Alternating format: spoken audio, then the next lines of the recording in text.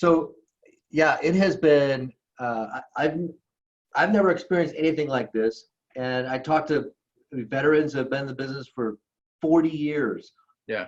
And one of the guys that I work with, Rick Olson, emailed me this morning, and he said, I think this is it for me.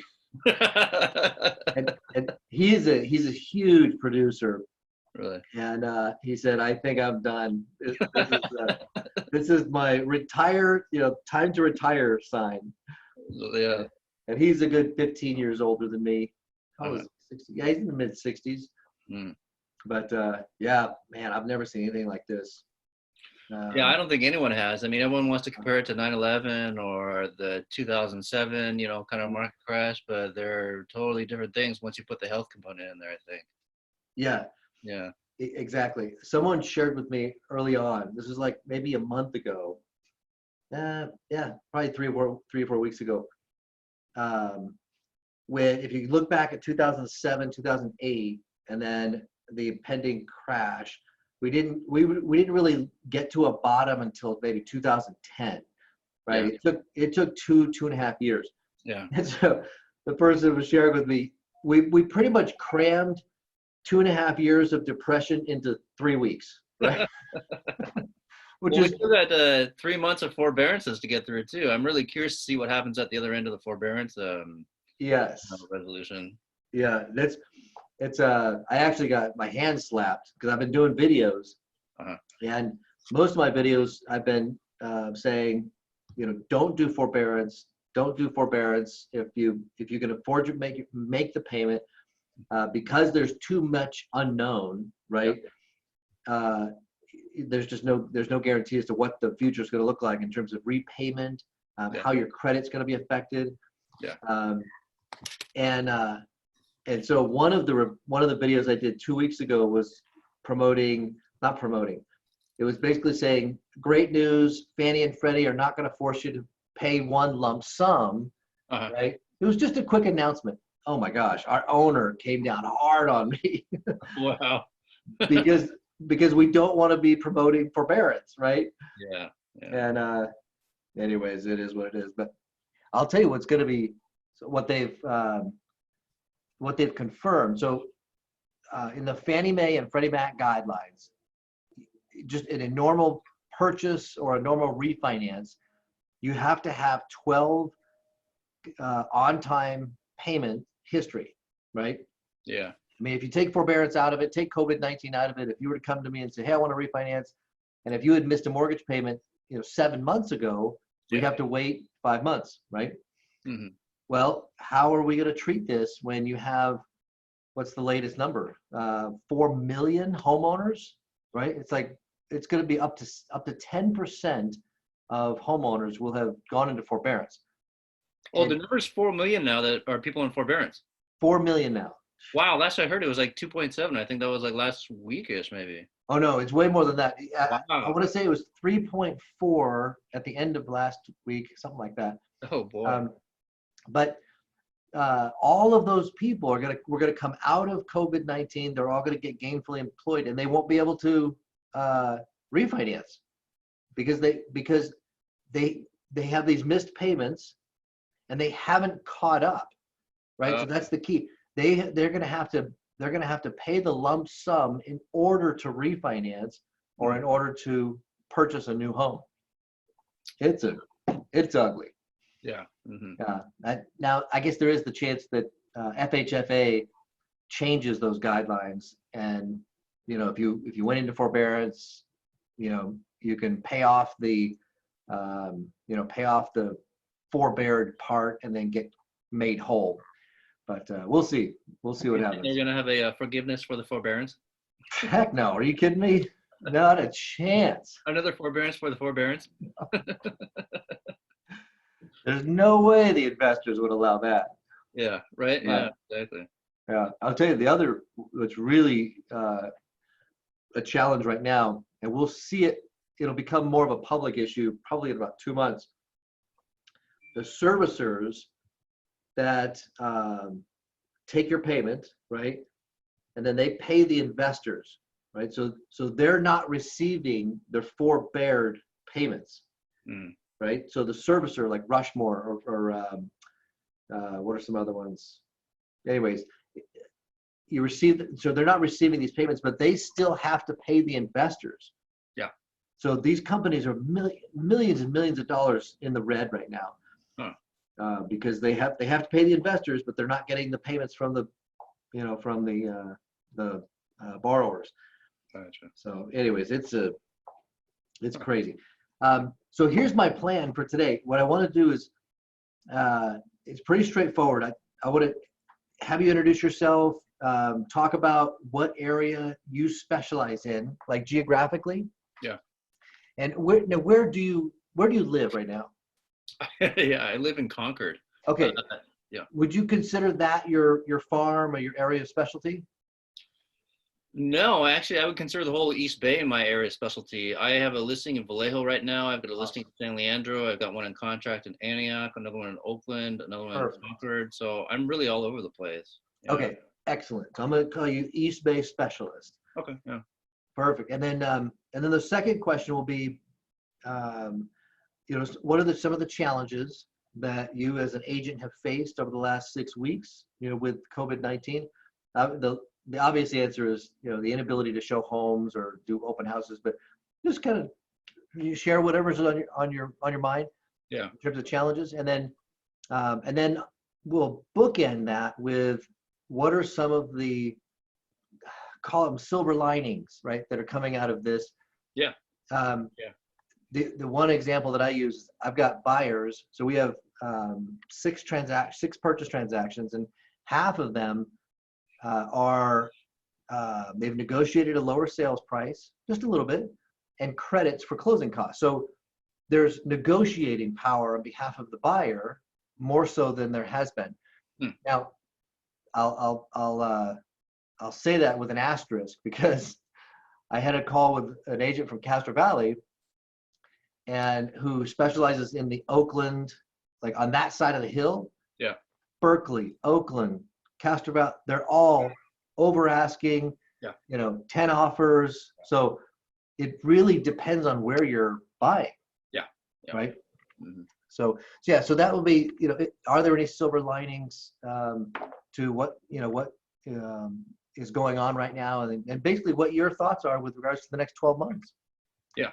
Okay. And then I'll just say thanks, and then what I'll do is I'll cut this up and just make it like a 3 or 4 minute video. Okay. And then post on Facebook and Instagram and LinkedIn. Yeah. Okay. Great. Yeah. Awesome. And if you want to send the master video to me, I can do the very same thing and tag you in all of it as well. That way it gets closer from doing it. I will totally do that. I'll send you so I record it to iCloud.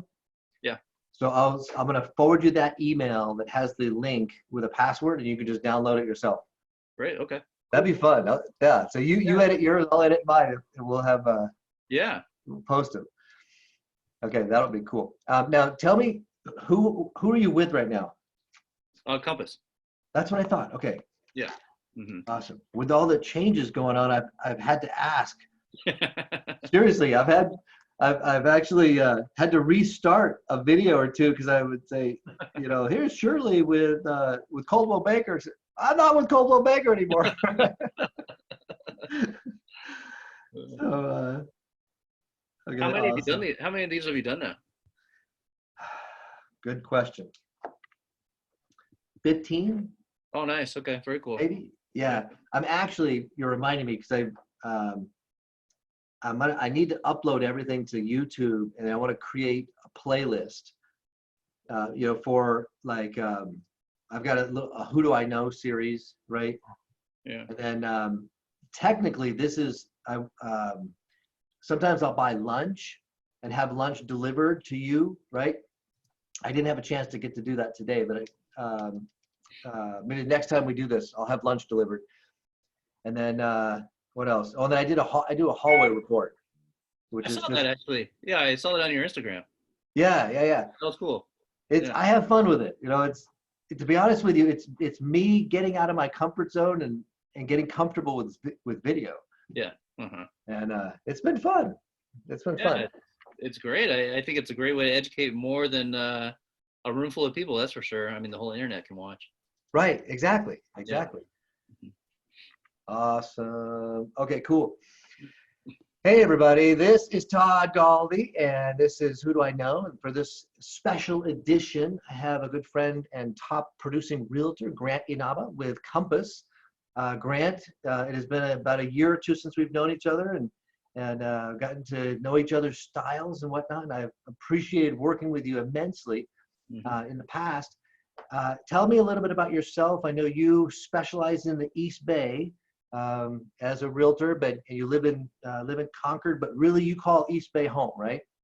Yeah, pretty much. When I very first started out doing real estate, I was pretty much doing Oakland only, but there were so many people that wanted to buy in Oakland. It was so expensive, so we'd have to go to Antioch or Concord, sometimes Richmond and Vallejo. So I would really just kind of take them everywhere, and at the same time, learn about all these areas myself. That's a good I've been doing point. the past decade or so, and just never ever stopped wanting to go into new places and learn all about the East Bay. So Awesome. I'm everywhere now. Yeah. And you were sharing. Tell me about some of the transactions you have going right now in terms of locations. Yeah, sure. I've got a listing in Vallejo right now. I've got a listing in San Leandro. I've got another one coming up in Oakland. In contract now, I have something in Antioch. I've got something in contract in Concord. I've got something in contract in Oakland. Okay. So yeah, pretty much all over the East Awesome. Bay. I've And also those got are a I've also got a team of agents as well that work with me, and so each of okay. them also cover their own specific region or interest, things like that. Excellent. And when you say you have in contract, those are buyers? Yes, actually, they're all buyers. Okay, Yeah. excellent. Yeah, so I actually want to highlight for everybody, it's rare to find a successful agent who can balance both the specialty of a listing and meeting the needs of the buyer. And you seem to do that really, really well. Yeah, I think maybe it might just be the point in my career. I Okay. think people that are longer than a decade, they seem to only do listings. I'm still just shy of a decade, and I've got a balance about 50-50. So it's just nice to be able to, I think, have both opportunities, but also see what both people, see when they're approaching transactions, things like that. It kind of helps me service them better too, because I can get inside both their minds. Absolutely. And I'll go so far as to say you're a hustler. I mean, you work so hard, right? Thank you. And so what, why would you turn someone down, on one end or the other who are wanting to work with you Yeah. and use your services? Mhm. Um, I want to segue really quick to what we're doing or what's going on right now in our industry with COVID-19, the epidemic, and the shelter in place. What are some of the challenges that you personally have been facing as a realtor over the last 6 to 8 weeks? On the listing side, the challenges are we don't really know, what the regulations are. They seem to change week by week, what we can do, things like that. And that's actually a big reason why right now I don't really have many listings out. Okay. I've actually kind of postponed them towards afterwards, hopefully when this is all over. Yep.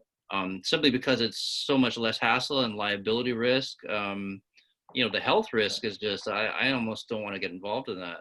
Right. On the buy side, it's very interesting. And this is something that I think maybe the loan agents out there can identify with too. Uh, Paperwork is extremely scrutinized right now. Before Right. we get into contract, all the listing agents, they want to see that all the numbers line up and that all the loan letters have the correct names on them and that the down payments match the proof of funds and Yep. everything. And I think that's kind of a precautionary measure towards once we get in the contract and, get moving through escrow, there's less things to possibly be concerned about because we might have sussed them all out ahead of time. Right. However, though, even in escrow, some of these escrows that I have right now, we're seeing challenges that I don't think we would normally see, outside of COVID, things like that. So Right. those are really my big challenges. Okay. Okay. Yeah. So you're seeing a lot of what we're going through on the finance side, the scrutiny of, the specifics of a borrower, especially when related to employment, right? For Yeah. obvious reasons. Yeah. But yeah, that scrutiny is bleeding into what you guys do because agents are demanding to make sure it's going to fly, right? Yeah. Yeah. In terms of my last question, I want to ask is going forward over the next 6, 12, 18 months, it's a new normal, right? Mhm. What are some of the changes that you see coming out of all of this in the future, and what do you think the market's going to look like, especially in the East Bay?